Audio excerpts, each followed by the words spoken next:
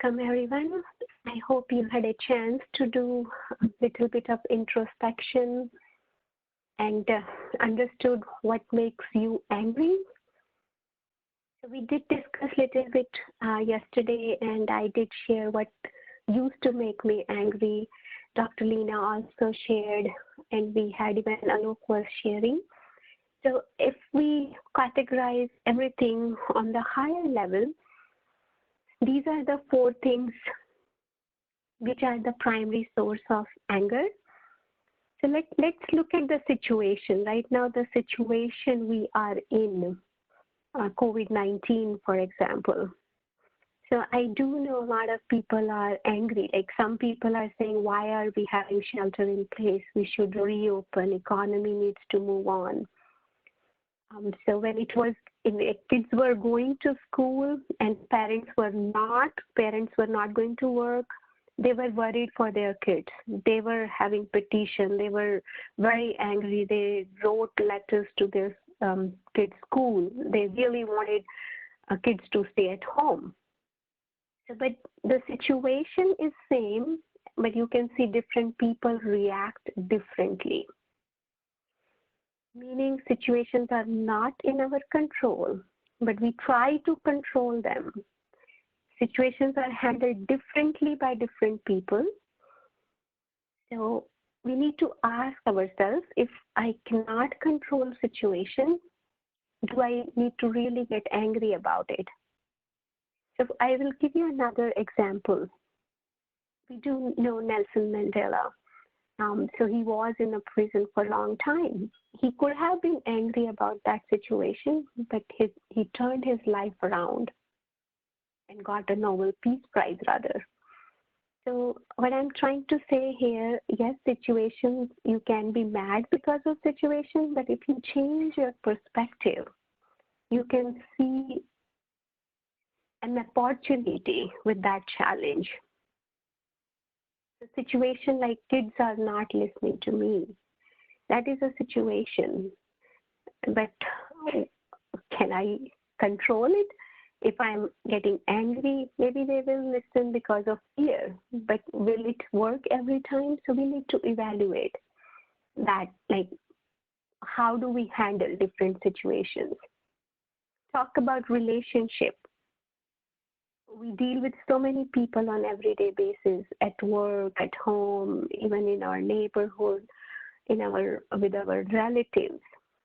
And we expect people to behave the way we want.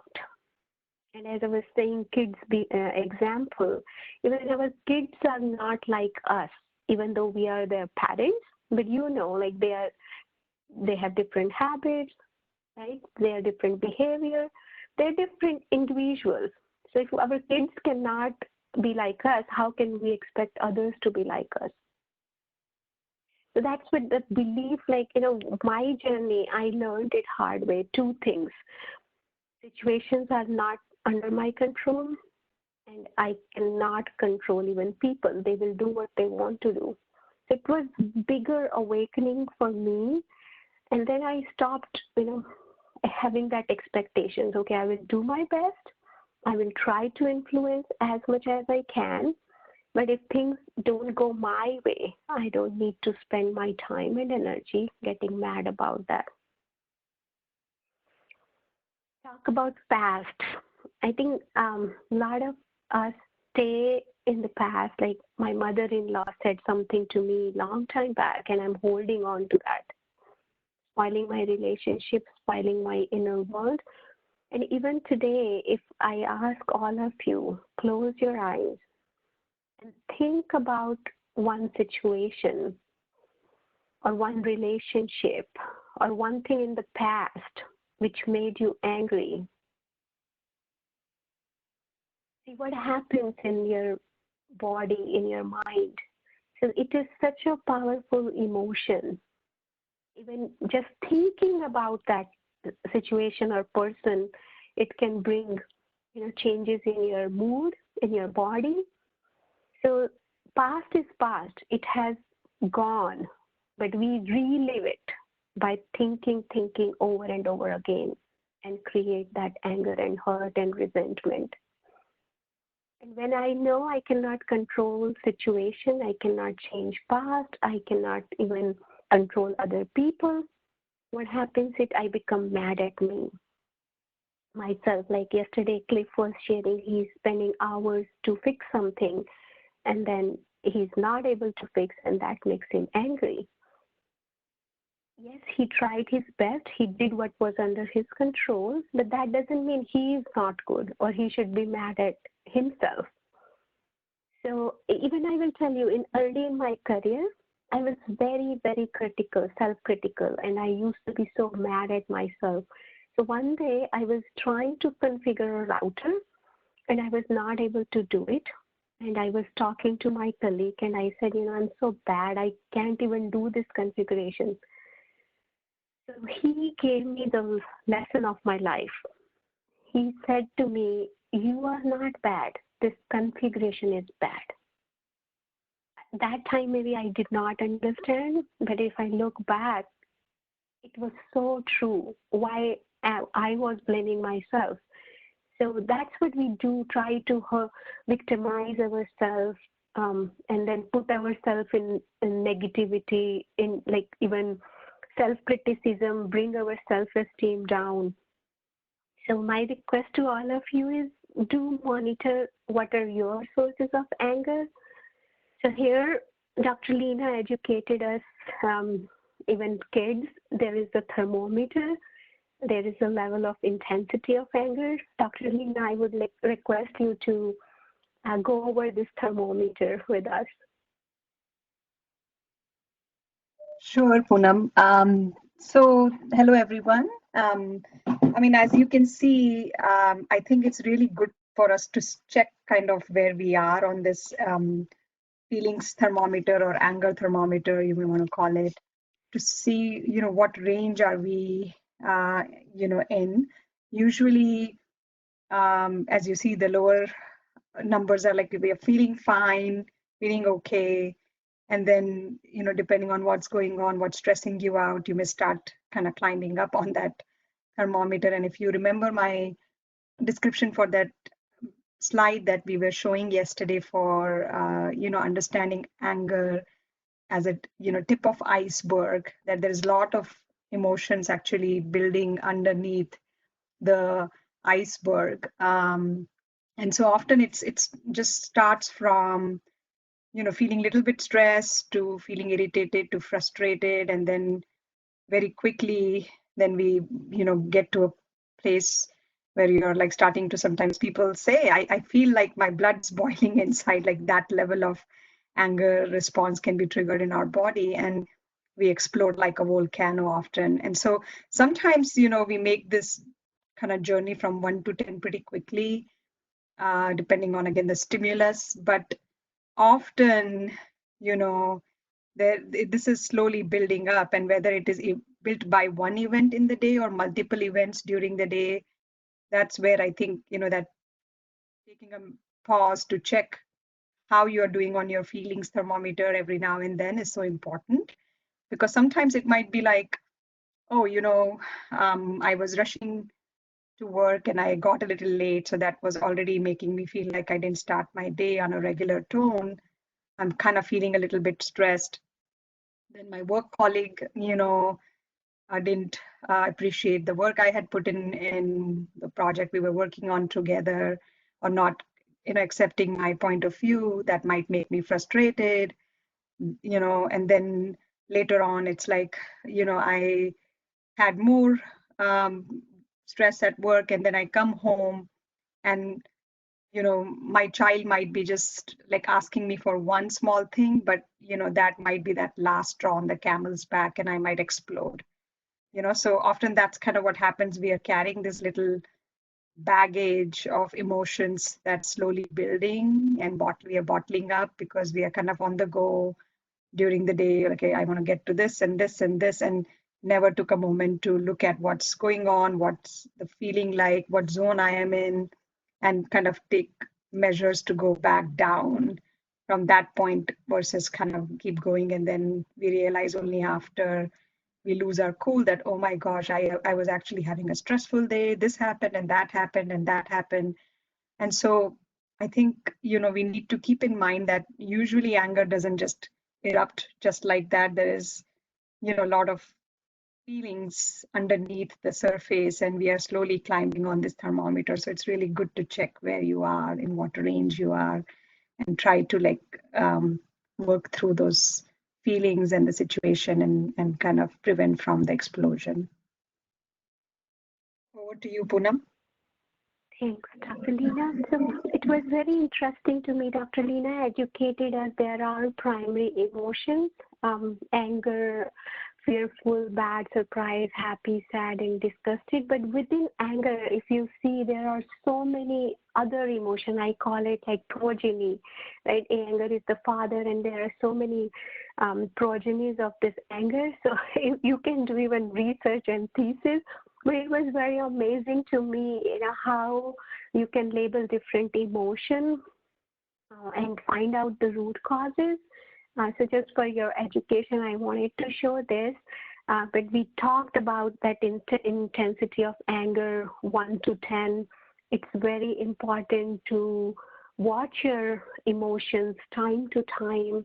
And if your thinking brain, as you can see, if it is below 5, your thinking brain is under your control, and pretty soon it can go out of control, and your emotional brain can be hijacking it. So easy solution is, whenever you are feeling angry, try to delay it and find a ways to diffuse it.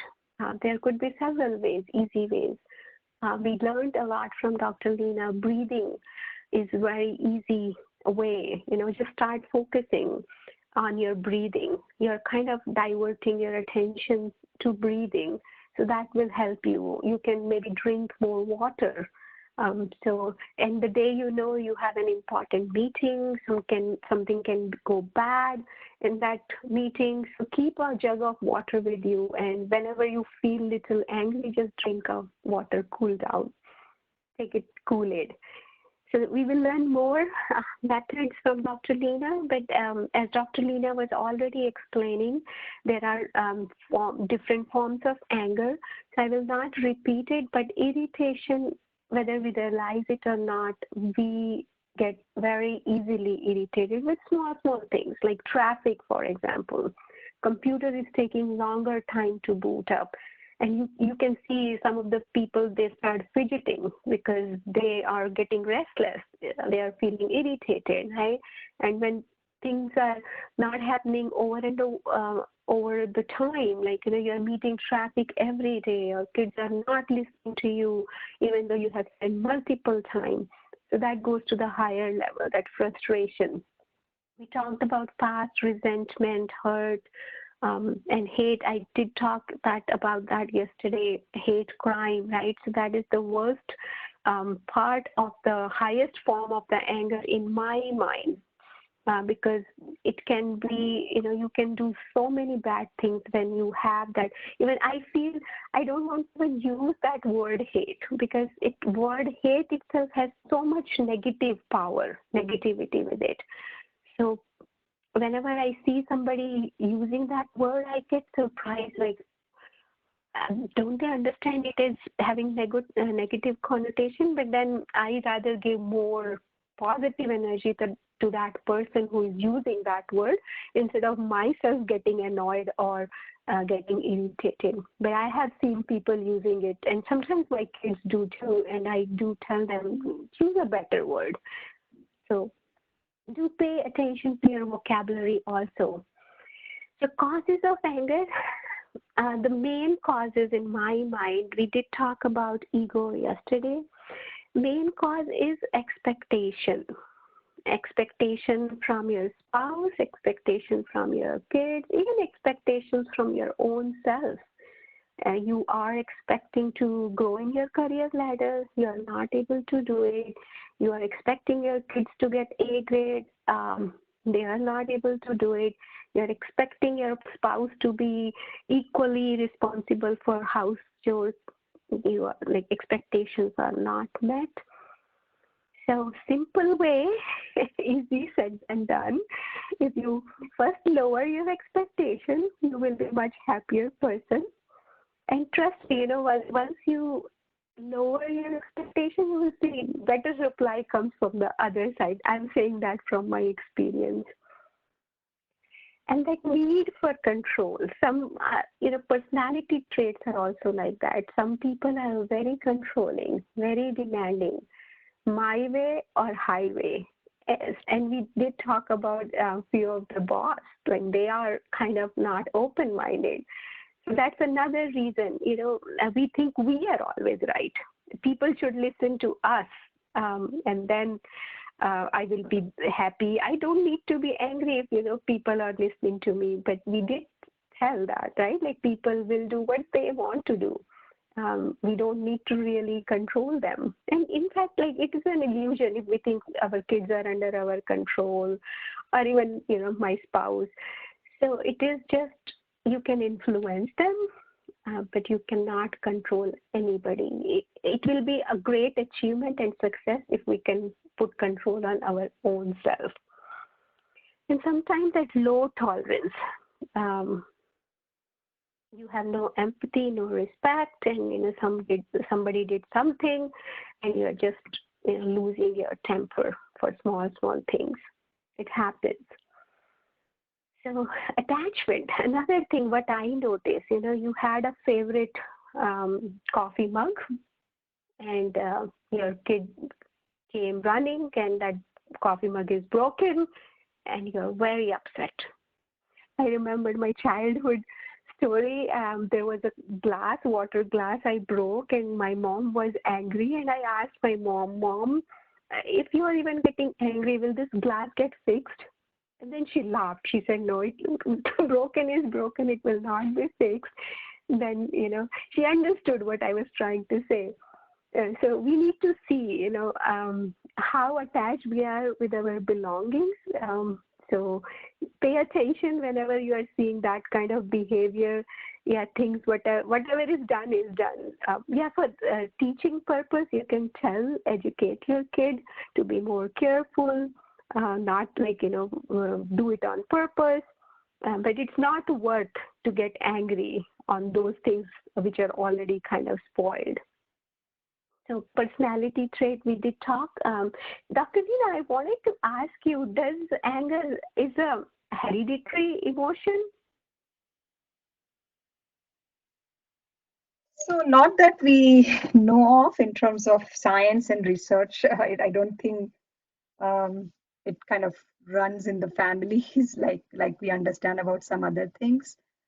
Yeah, I mean, it could be, like we know anxiety and depression kind of illnesses run in families, and if anger is more of a manifestation of underlying anxiety or anxious temperament or anxiety or depression, then that certainly is something we see that can be often hereditary, but not by itself. Yeah. But yeah, I do get surprised sometimes. Small children, they are get so angry so easily. They throw tantrums. So I feel like child, what stress they have. They are so happy. They should be happy like a flower. But yeah, maybe they have their own frustration and they can't express, and then they use tantrums their way to express it. So Dr. Leena, help us. What are the alarm signals of anger? So, a lot of the times people ask, how do I figure out that I'm climbing up on that thermometer that we just reviewed a few minutes ago? In fact, when I was doing this class with the kids, they were asking the same question. How do I know I'm climbing up? Where am I on that thermometer? And so some of the signals that you can get from your own self are, if you see what kind of thoughts are going in your head, what kind of bodily sensations you're feeling or you're experiencing, and also how your body language is, how you're talking. Sometimes that can also can be a good reminder for you, like, oh my gosh, yeah, I think I'm starting to move up on that thermometer. And so, as we've talked about the the whole connection and this cycle between thoughts and feelings, feelings to emotion, and behavior in the cognitive behavioral therapy concept that we covered in the thought management series. So we know that our thoughts will drive feelings, feelings will manifest as body sensations. We may actually be more in touch with our feelings than our thoughts. So that can be a quick alarm signal for you to feel like, oh yeah, I'm starting to like feel this warmth in my body, or I'm starting to feel like my heart's beating too fast, and I'm like feeling like really tensed, and I'm clenching my fist or clenching my jaws, or I'm feeling this maybe burning sensation or of weird feeling in my tummy. So this is just again, as we talked about the scientific basis of how you know whenever we perceive something as a threat, our body goes on that fight flight mode, and there are some chemicals released, the cortisol and the stress hormones released, and that impacts different organs of our body, and different organs react to that, and some of these bodily sensations actually come because of that. And then often it would maybe like, yeah, I'm actually kind of starting to raise my voice. Let me check, like, let me take a step back and see, why am I getting so upset right now? Is this the right time, or is this the right way to do it? So, sometimes that could be a place where you can be in touch with yourself, and you can say, oh, maybe I need to take a time out and kind of come back, cool down, and come back and revisit this thing. Because I know if I go on this path, I'm going to explode and do things or say things that I don't intend to, and then I would regret later. So following these alarm signals can be like a good check-in point for you to not progress in that direction. Thank you, Dr. Leena. So I'm going to share this link with all of you. So there is a research, and a team of scientists in Finland asked people to map out where they felt different emotions on their body, and they found that results were surprisingly consistent even across cultures. These people had no relation with each other, so these scientists asked them to draw, and when they kind of consolidated the data. So here I wanted to bring your attention to specifically anger. So if you see here, hand, it has a lot of energy right now, because as Dr. Leena was sharing that fight and flight and how people lift their hands in anger. So because of, these emotions, as I was saying, it impacts our body a lot. So do read this scientific study, and you will be surprised how, when I was asking you guys to just think about that situation when you were angry, that itself is kind of bringing changes in our hormones. So emotions are having, like emotion, as I said many times before, energy in motion, right? So we need to be very careful how our energy is moving, so that it is not impacting us in a bad way. So that's the reason I'm saying here, stay in control of your anger. Don't let your anger control you. You are the master creator of your thoughts, feelings, emotions. And yes, you can, monitor it, take a pause, and change if you like to. So you have that power within you. So it's the matter of doing that practice, igniting that power, emerging that power. So we will talk tomorrow about more solutions. How do we do that? How do we learn that art? But now I will request Dr. Leena to conduct a quick meditation, how to watch our thoughts, how to monitor our feelings. Dr. Leena? Thank you, Poonam. So I would like to invite you all to sit in a comfortable position with your back straight and body relaxed and eyes closed if you feel comfortable. If you're not comfortable closing your eyes, you can look downwards at a spot about a foot away from you.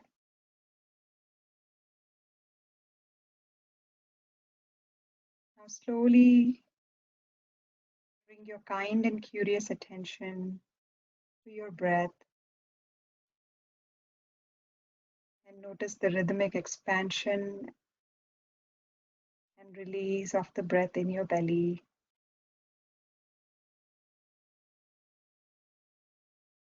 Notice when you breathe in, belly rises. And when you breathe out, your belly sinks in. Continuing to stay with your breath, enjoying the rhythmic expansion and release of the breath.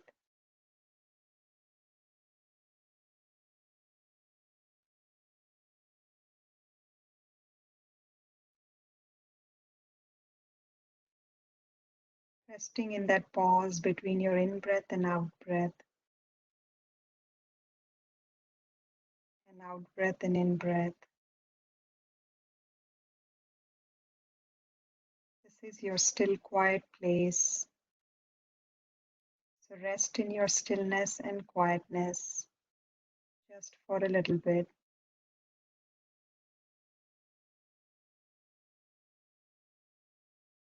If you find yourself lost in a thought or something else pulling you, that's okay. Simply bring your focus back on your breath and continue to breathe.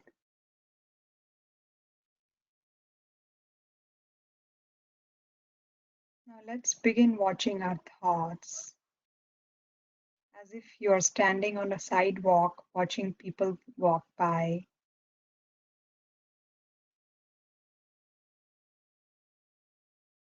Perhaps you notice when a particular thought comes into the view, passes by, and then moves out of the sight.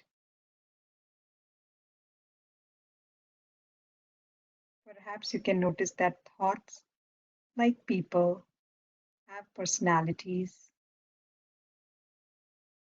Some are loud, others are shy, some are funny, others somewhat cruel, and some are very stubborn that keep coming back again and again. Just sitting and breathing and watching your thoughts.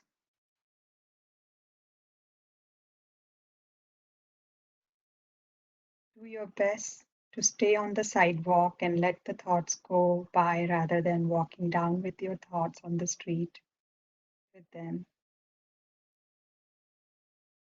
You're just taking a moment to watch the thoughts.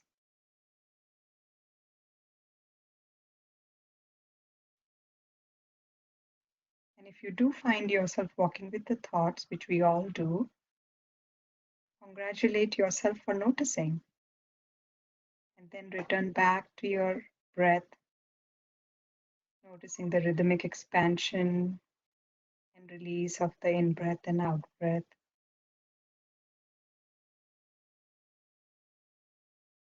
And when your attention is stable again, you can begin watching your thoughts again.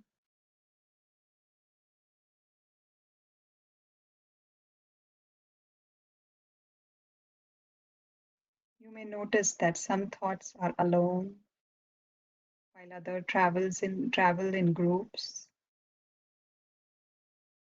and that one thought can gather a crowd of thoughts. You can call them a mother thought, followed by a lot of baby thoughts. And then these thoughts often bring flurry of feelings and physical experiences in our body, such as a headache. You're stressed or having a stressful situation and you're worried about it. or a smile. You're thinking about somebody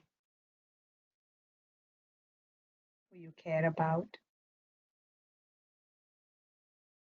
Just noticing this connection, how your thoughts drive your feelings and physical sensations in the body, continuing to breathe and rest in the stillness.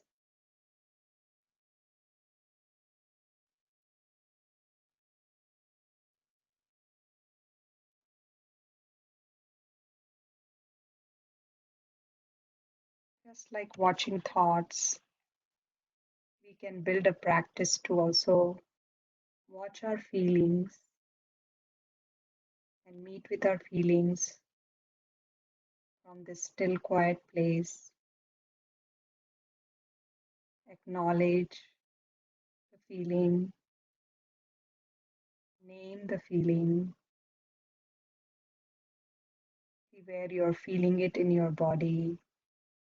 Where is it really sitting? Is it sitting in your chest? Is it in the tummy? Or is it in your big toe? Just noticing where are you noticing that feeling in your body. Maybe notice that it has a color. Strong feelings like anger may have bright, strong colors. On the other hand, positive feelings like peace and happiness have other types of vibrant colors.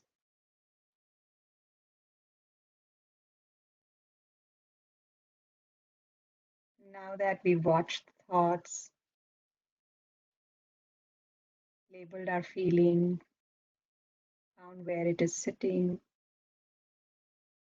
ask your feeling, what does it want from you? Some feelings want you to just sit with them and befriend them. And some feelings want you to express the feeling, to see what is your feeling asking you to do.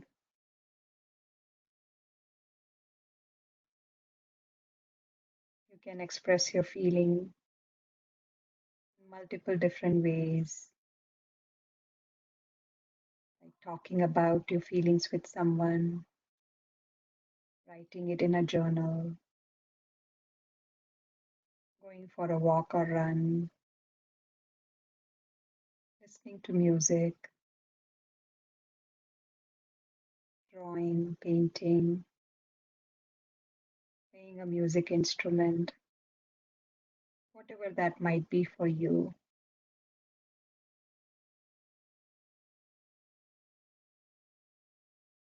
By taking a moment to sit in your still quiet place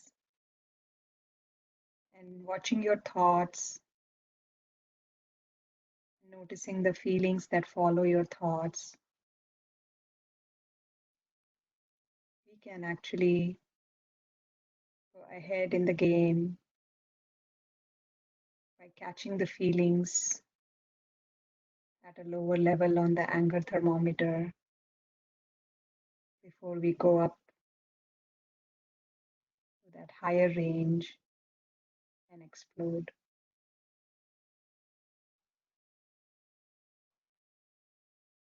This comes with more and more practice. So I would like to encourage you to keep trying to do this. Sit with yourself for a few minutes every day. Watch your thoughts. Develop this practice of being in touch with your feelings and come up with a plan to deal with the feelings.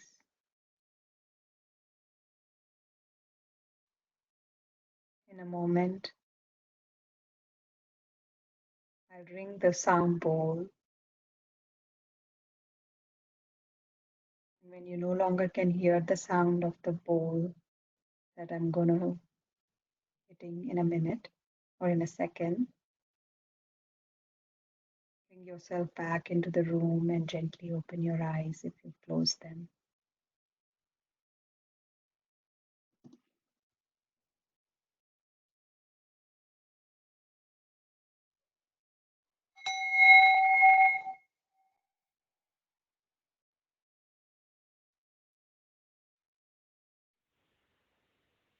Thank you, Dr. Leena.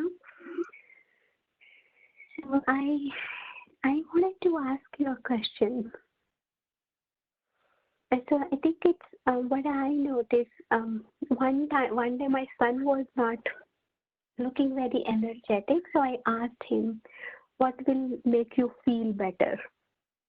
I think this is such a powerful question. Like you are recommending us to make that connection and check that, do that inner frequent check. But sometimes kids, if they're not able to do, it's a good idea for kids also to learn mindfulness. But if they're not able to do, I highly recommend all the parents to ask your child, if child is feeling little low, what will make you feel better? You will be surprised that powerful question will bring a lot of emotions out and they will come up with even solution themselves because they never ask that question to themselves, they don't know. But when I asked my son and he started, opening up, he said it's spring break, but I don't feel it is a spring break because I cannot go out, I cannot meet my friends, I'm still having the same schedule. What is the fun? And I asked him again, what will make you feel you are having fun? So we at least connected, that conversation happened, and ultimately he felt much, much better. So I know a lot of parents are here. If you have any question, please do ask Dr. Leena. Yeah, Dr. Lina. So just now we were doing mindful exercise in looking at the thoughts that makes us feel angry or uncomfortable or different kind of feelings. And it depends, and we mark it as different color. Maybe sadness, and you were asking us to uh, know about the feelings. But is there anything that we can do during that meditation or mindful exercise to deal with that feeling? For example, a feeling of sadness or angry, or should we just aware of it, be aware of it, and then after the mindful exercise, think about it, what we can do about with this feeling. So, good question, Cliff. Actually, you could, come up with a plan to deal with the feeling while you are doing this mindfulness exercise or this little meditation. Um, what we know is that when we are, overpowered by feelings, so, we want to be in charge of the feelings. We don't want feelings to be in charge of us, right? So that's kind of what happens when emotions take over and they grab our logical brain. We are unable to problem solve. So what we know is that once we are in that heightened emotional state, it's very important to breathe and calm down. And so by using breath as your anchor, you're kind of resting in that stillness and quietness and looking at what's the situation, what's going on, what am I feeling. I think often in that calm state, you're already able to see the problem a bit more clearly and look at the choices of how you can deal with that problem or the feeling you're feeling right now. Ask yourself, like, would it help me to talk to the person who I'm upset with? Would it, what are the alternatives? What are the options? What are the pros and cons of if I went with this option versus that option? You can actually do that while sitting in that calm state, or you can bring your anger thermometer down from 8 9 zone to 4 to 6 zone, and you're now more like, okay, I'm feeling calm now. Let me see what can I do about this? How can I best deal with my feelings?